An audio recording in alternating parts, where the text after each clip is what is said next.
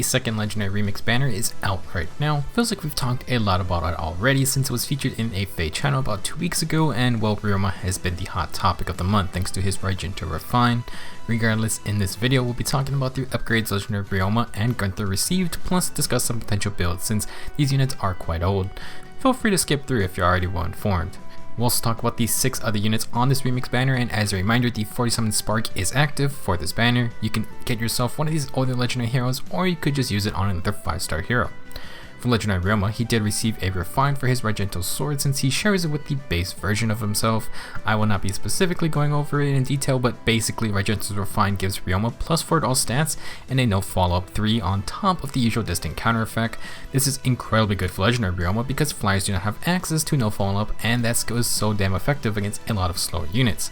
It will pair extremely well with Legendary Ryoma's upgraded Bushido 2B skill, which basically got an entire overhaul. It no longer grants +10 damage on special trigger. Now it neutralizes fly effect bonuses for Ryoma, and he deals +7 damage on every attack. Additionally, Bushido 2 grants the normal dodge effect, so Ryoma can get up to 40% damage reduction if he outspeeds his opponent. There has been tons of hype for Legendary Ryoma, and for good reason. The Lobster Lord's buffs to Bushido and Regento fixes a lot of his farm issues, and he's no longer one of the more disappointing legendary heroes in terms of how his kit plays out. Stat-wise, Legendary Ryoma was always perfectly fine as an offensive flyer with very good base speed, but he did not make the best use of a distant counter weapon. He would get shredded by a single arrow, and Ryoma's defensive stats are not the greatest for DC tanking. Now, Bushido 2 and Regento basically give Legendary Ryoma access to 2 skills other flyers cannot obtain, on top of neutralizing flyer effectiveness. Like in Fates, he can utilize dodge tanking, and he's getting +4 to all stats on top of +7 damage on every hit. He may not be Fallen Edelgard levels of broken, but this 1-2 buff combo puts Legendary Ryoma up there as a very unique and fun unit. Now in terms of builds and playstyles, Ryoma got some incredible options. Along with Bushido 2, he got attack and speed rank 3 for free, which inflicts -4 attack and speed on the foe during combat. This pairs very well with Regento's plus for stat boost and Bushido's dodge effect for taking less damage overall, and it also doubles as a damage boost if it helps Ryoma get a follow-up attack via speed. Personally, I think it's fine to keep for a dual phase playstyle, which Legendary Ryoma can now pull off much better. For the A slot, since he has dodge in his kit, upgrading to Kestrel Stance 3 is fine, if not extremely hard to do since it's only on 1 unit in the game. Luckily, Sari is a Divine Codes 2 comment manual if you really want it. As for the seal slot, Ryoma can double up on stance skills or use something that fills out his player phase better. Dawn skills always let extra speed, and speed and res solo does help Ryoma's lower res stat. In general, solo skills can be the core of Ryoma's stat boosting build. Their dual phase capabilities work nicely with Ryoma's new skills, and the Sacred Seal slot has so many options. You can easily add extra defense or res to your liking, although speed is certainly the main focus. Another dual phase A skill is the new Attack and Speed Catch 4 line, and in the future, if it ever happens, perhaps an Attack and Speed Unity A skill could be an option, although that would be a little more skewed for the enemy phase playstyle. If you would rather have a more offensive player phase flyer than Regento and Bushido 2 do cater for that, Ryoma could instead just run speed and defense rain for maximum damage output, and he could also just run double Swift Sparrow skills for their basic player phase stat boost. If you're worried about healing specials or skills, then Fatal Smoke is an option, although the Rain C skills are just fantastic for flyers and hard to give up. Ryoma may also want healing of his own, so Mystic Boost as a seal or running Aether or Soul as his special could help out for PvE modes where you want Ryoma to tank a lot of enemies. Last, in terms of low cooldown specials, I would say Ryoma's fine with either Moonbow, Glimmer, or Ruptured Sky. Would have been interesting to run Flashing Blade 4 to stack true damage with Bushido 2, but you're gonna have to settle for Heavy Blade instead. Overall, you really just need to find a suitable A skill for Legendary Ryoma, and you should be good to go. He got 3 very good upgrades to his kit, and they all work nicely with a variety of skills. The Supreme Samurai is definitely happy with this update. Our second remix buff goes to Gunnthra. Gunnthra was the OG reverse Blade Tome weapon user. Thanks to her Blizzard Tome, she gets bonus attack for every stat debuff on the enemy, and if she attacked a heavily debuffed foe, then she can be quite scary. Gunnthra's Chilling Seal B skill has been upgraded. At the start of the turn, it now inflicts -7 to all stats on the foe on the enemy team with the lowest defense stat. Additionally, it now inflicts -7 attack and res on all foes within 2 spaces of that lowest defense foe. Oh boy. This buff makes Gunnthra easily one of the most potent and deadliest debuffers in the game. The lowest defense foe on their enemy team just gets completely screwed, but more importantly, they spread a still somewhat large -7 attack and res debuff to all nearby allies. -7 attack and res translates to plus 14 extra attack for Gunnthra, and she'll do 7 more damage from the res debuff itself. While not all allies may benefit from the -7 attack and res debuff, the fact that Gunnthra can spread it to so many enemies is very scary. For obvious reasons, she will make mage and dragon teams very happy, but any units who just need a debuff active on the foe will also be in a good spot. If you want to run a debuff centric team with things like broadly fan users or other units who got the blizzard effect, then Gunnthra should be a key member. She would be great with mages like Ursula, Arvis, or Science with the refines, as well as units like Hirid or Mythic Yun who get various follow-up effects if they're fighting debuff foes. Gunnthra herself benefits a ton from Chilling Seal too, but her team support value also skyrockets. Now for her extra skill, Gunnthra got Attack and Res Solo 4. It replaced Fortress Res 3, which is honestly terrible, and it works nicely for Gunnthra since she has 3 movement and ranged attacks. Very good skill for when Gunnthra makes the first attack. Her base stats are kind of in a rough spot. Like, defensively, Gunnthra's not that tanky, but with -7 attack debuffs and extra res, she can at least tank other mages better. You could double up on solo skills. Attack and speed solo as a CO can help if you want Gunnthra to attack the foe directly hit by Chilling Seal 2. If you want to double more threats though, she'll probably need attack and speed solo in the A slot as well. Speaking of offensive skills, Gunnthra is pretty much perfect for the attack and speed catch force skill. It grants the bonus +2 attack and speed on foes with penalties on them, and well, that's basically Gunnthra's whole shtick. If you aren't that concerned with speed, then double death blow skills are fine for a budget, mainly if you're concerned with the solo condition not being active. Gunnthra can't utilize desperation since she already has Chilling Seal, so going for the one shot on super debuff foes may be preferable. In regards to debuffs, the brand new Attack and Res Menace skill can be a sort of safety net for Gunnthra. It would overlap with Chilling Seal 2's Attack and Res debuffs, but it's possible for the enemy to avoid the large debuff spread, depending on where their lowest defense unit is placed. In those situations, or maybe in PvE maps with reinforcements on all sides, the new Menace skills can supply Gunnthra with the same nasty Attack and Res debuff, and it's also going to buff her own Attack and Res stats. Definitely not necessary, but it's an option. Other debuffs you could use include Gunnthra's own res ploy, but trying to ploy foes with only 25 base res is not exactly that reliable. Panic Smoke would be fun since Panic stats do stack with stat debuffs. Res Smoke would just be a more direct way to apply -7 res to a certain group of enemies, but it's also not really necessary. Chill res on Gunnthra or any teammate would also be okay since it's gonna for sure hit the highest res enemy.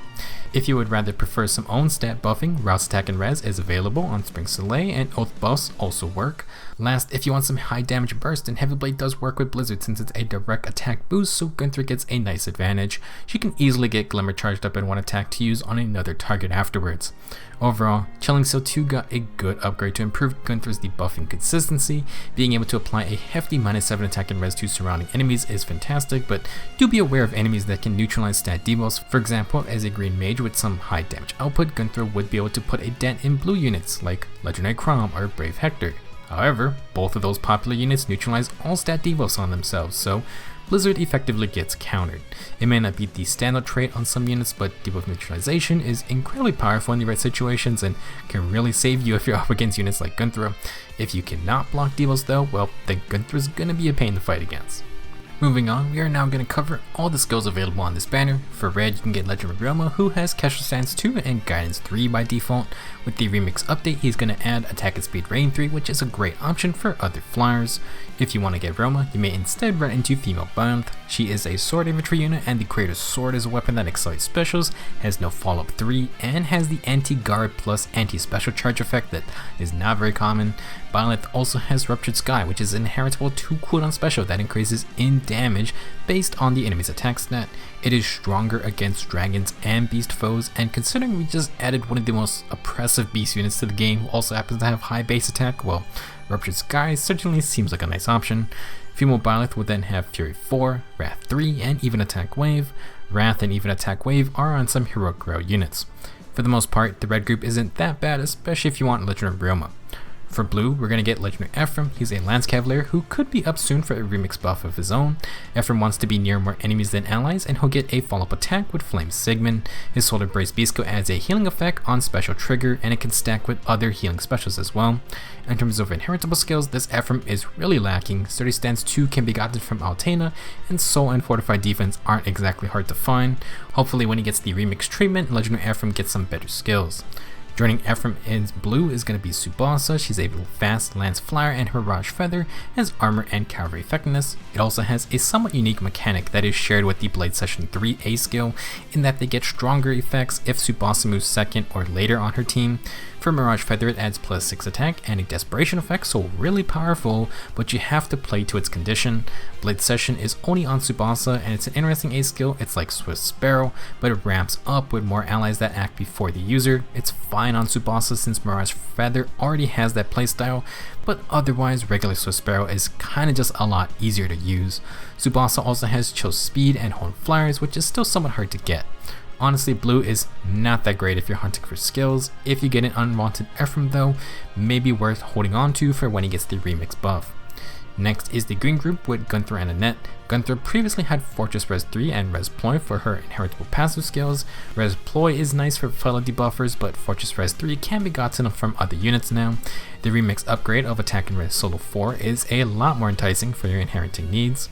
As for Annette, she's an Axe infantry unit. Her Crusher Axe has adaptive damage and has the rally movement effect, so Annette can give everyone but ranged cavaliers 1 extra movement when she rallies them. Fittingly, Annette has rally attack and speed plus and defense and res ruse to buff up her team, and both are fantastic inheritable support skills. She then has attack and defense gap for even more team buffing. In terms of skill inheritance, the green group isn't that bad, and of course it has Gunnthra who got her upgrades. Last up is Colorless, and back again is Legendary Ryoma Grima. She was on the first remix banner too, and I think it's going to be another similar situation to the early days of Legendary banners where Grima was on pretty much every other banner because she was the only colorless legendary for a long time. Legendary Grima is a colorless flying dragon with a balanced spread of stats. Her Expiration Breath is a distant counter weapon that she shares with Fallen Male Grima.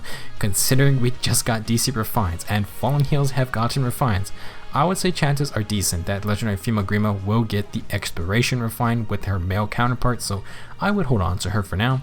Additionally, she is also one of the earliest legendaries and could also receive a remix buff soon. Her Dragon Skin A skills nullifies flyer effectiveness and grants defensive res, but we saw on Halloween Ryoma Grima a sort of updated version of this skill. I would not be surprised to see that version be the remix buff itself for this Grima. For inheritable skills, Grima mainly offers Res Smoke, which is one of the harder to get smoke debuffs. Like Legendary Ephraim though, I would hold on to any unwanted Legendary Grimas for when the remix update happens, since she could get another passive skill. With a DC weapon, I would think Dragon's Ire in the B slot wouldn't be a far-fetched possibility. Last up we have Julian, who is a colorless infantry dagger unit with good attack and speed and defense stats. Julian has the inheritable Caltrip Dagger Plus, which is just an alternate version of the Duskwood Chiwod Plus dagger. It's effective against cavaliers and has built-in Hardy Bearing 3. Maybe not the craziest inheritable dagger, but Julian then comes with close foil and low attack and speed 3. You can grab both at the same time, and they are each fantastic skills to inherit. Close foil has become a super popular alternative to close counter because you only miss out on countering dragon foes, but you gain +5 attack and defense against all other physical damage threats. You can get close foil from Midori in the Divine Codes common manuals, but she's at the very end of her path, so it's a lot of Divine Codes to save up. That's going to be it for this Legendary Hero Remix. We had about a 3-month wait between the first and second editions, so perhaps that's going to be the standard from now on. We did a bit of a skip from Ephraim and Ike all the way to Ryoma, but I think it's obvious because they wanted to fit him in for Raijinto's Refine. They could have swapped Ike and Gunnthra, but then they would have had placed Legendary Ike and Ryoma on the same remix banners, so I understand why they split them up. If they decide to stay sort of in order, then next up would be Legendary Ephraim, Ryoma Grima, and then Legendary Lyn. Also interesting is the possibility for refines for other legendary heroes because Ike and Ryoma kinda got lucky via their OG forms. I would say it's definitely possible now, and that could be great for units like Ephraim or Gunnthra. We saw how well Legendary Ryoma worked out with the Raijinto Refine plus Bushido 2s, so I wouldn't lose hope for other remix legendaries getting refines just yet. If you are gonna be summoning, then good luck, and I'll see you guys in the next video.